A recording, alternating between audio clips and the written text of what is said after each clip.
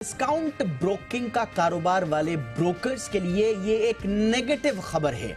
Market regulator SEBI ने exchanges से कहा है कि वो सभी क्लाइंट के लिए एक समान चार्ज रखें। जी हां, सेबी ने एक्सचेंजेस, डिपॉजिटरीज और क्लियरिंग्स को निर्देश दिया है कि फ्लैट रेट रखा जाए।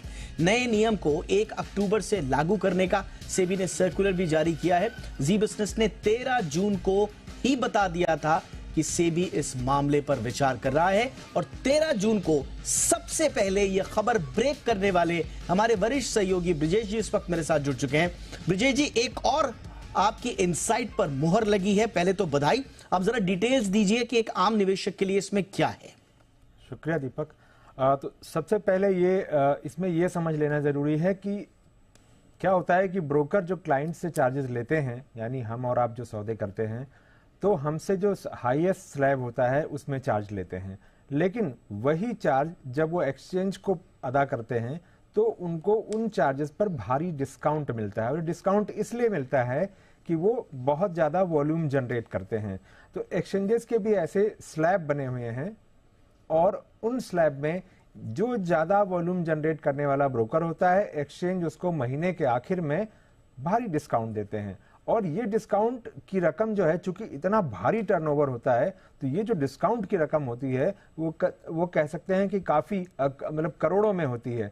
मतलब 100 करोड़ या इससे ज़्यादा की रकम भी हो सकती है। तो यही जो है वो उन ब्रोकर्स की बचत होती थी और इसी आधार पर वो कहते थे कि हम क्लाइंट से 0 फीस लेते हैं। और इसमें कौन होते थे? जो डिस्काउंट ब्रोकर्स हैं। डिस्काउंट ब्रोकर कौन है?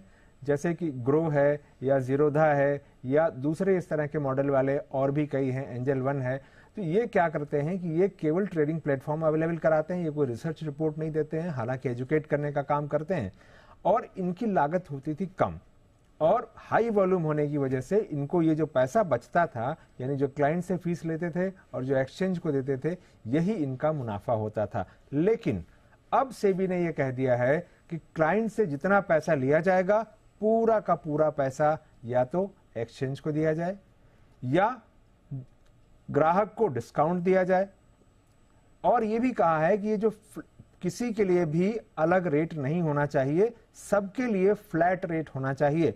यानी डिस्काउंट ब्रोकर है या नॉर्मल ब्रोकर है, सबके लिए एक समान रेट होना चाहिए।